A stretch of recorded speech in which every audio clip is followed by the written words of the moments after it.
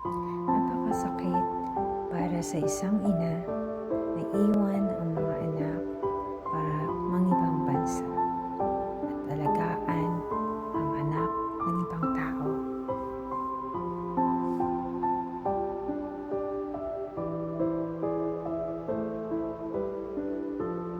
Darating yung araw na hindi ka na iiyak, hindi mo na kailangan magpaalam sa mga anak para mangibang bansa.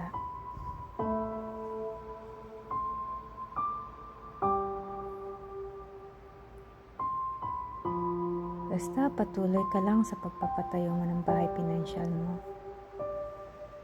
Para balang araw, iiyak ka na lang sa iyong tagumpay.